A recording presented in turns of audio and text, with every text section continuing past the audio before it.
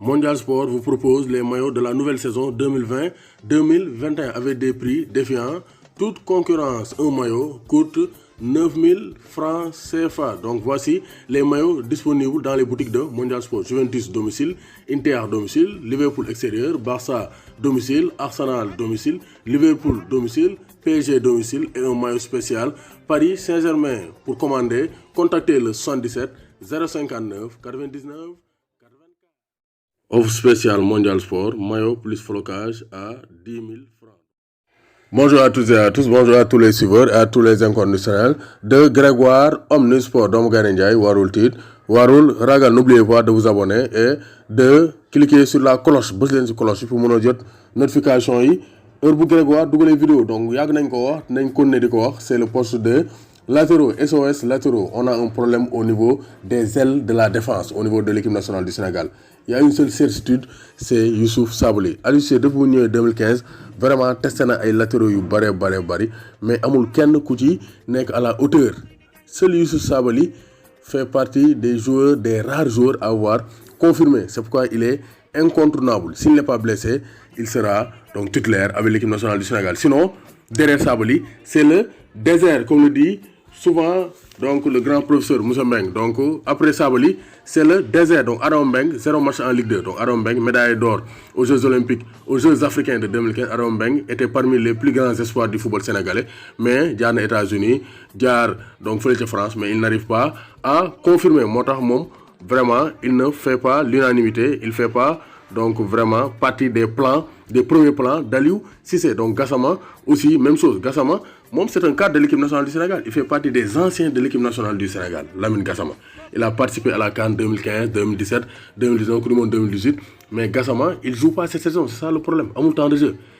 Gassama a été relégué au statut de remplaçant à Göztepe en Turquie, première division turque. Donc, est-ce que, avec ce manque de temps de jeu, Gassama dina am aptitude pour tenir sa place avec l'équipe nationale du Sénégal? Ça, c'est un gros problème. Même si pour Aliou Cissé, ne pas avoir du temps de jeu n'est pas un problème. Parce que Moussa Gueye, yàgg na fee temps de jeu, comme Loum Ndiaye, mais en tout cas, Gassama amul temps de jeu. Donc, bu ñu ko woowee aussi, on ne va pas amener un joueur qui est compétitif. Aliou Cissé fait partie des joueurs les plus sous-cotés. Aliou Cissé a 17 sélections, il est l'un des plus anciens. Il a rejoint la tanière en 2012 après une excellente campagne des JO de 2012 à Londres. Mais il est un joueur qui est compétitif. Aliou Cissé fait partie des joueurs les plus performants de l'équipe nationale du Sénégal. Vraiment, même s'il joue à Nancy, il joue là-bas au poste de milieu gauche. C'est un joueur qui est offensif. Face au Kenya, lors de la Coupe d'Afrique des Nations, il a fait ses preuves. Il a marqué l'année dernière, donc aux environs 5 buts en Ligue 2 française. Il donne des passes décisives. Donc, Aliou Cissé, beaucoup moins de chance aussi. On a beaucoup de chance parce que c'est un joueur qui est compétitif. Donc, il mérite d'avoir sa chance. Il n'y a pas de préjugés. Parce que Aliou Cissé, c'est un joueur qui est bon techniquement et qui peut s'adapter au système de jeu de l'équipe nationale du Sénégal. Côté gauche aussi, Racine Coly, Racine Coly, le dépanneur en panne. Racine Coly doit dépanner, mais il n'a pas fait ses preuves. Ensuite, face au Brésil, il a déçu. Face au Congo aussi, donc Racine Coly, il a une chance, mais lui aussi, il est trop timide. C'est comme si vous équipe nationale, il a pression, alors que c'est un joueur qui a du talent, mais il n'arrive pas à prouver. Sabaly Dal, donc la solution. Sabaly gauche et droite, d'accord, Radia. Donc, souvent, ça dañ koy yóbbu droite, ñu wut latéral gauche de métier, yóbbu ko gauche. Donc, Wagué, 11 matchs en 2 ans. Donc, avec le Barça, c'est 11 matchs en 2 ans.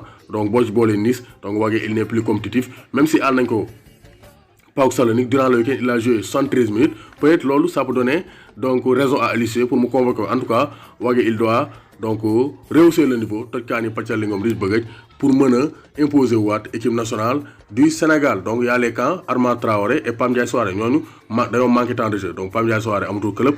Arma Traoré aussi. Donc il est donc dans des clubs mais il ne joue pas. Il signe 6 mois ici. Après vous dire qu'il signe 6 mois. Il n'est plus constant. Donc solution, les joueurs locaux. Les joueurs locaux ils peuvent jouer. Sinon, les binationaux. Il y a des binationaux.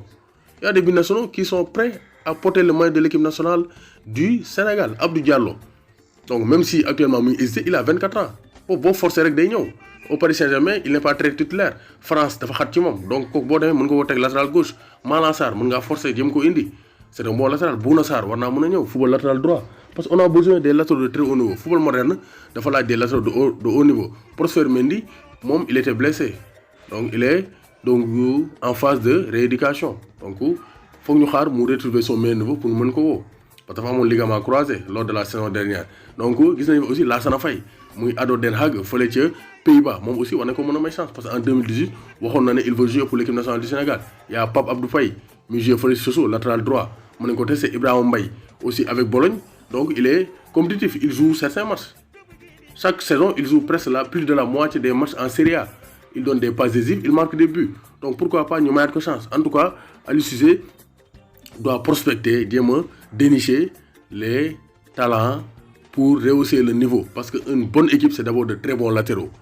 Voilà. Équipe yu mag yëpp léegi dañu am ay latérales yu baax a baax a baax ku weddi laajal waa Barça gis nañ fi Alphonso Davies, Kimmich, Alexander Arnold donc ak kii Robertson. Donc les grandes équipes c'est d'abord de très bons latéraux parce que latéraux actuellement dañuy apporter le surnombre dans le très haut niveau. En tout cas Aliou Cissé loolu foo mu régler ko SOS latéraux. Quels latéraux pour les matchs amicaux face au Maroc et à la Mauritanie.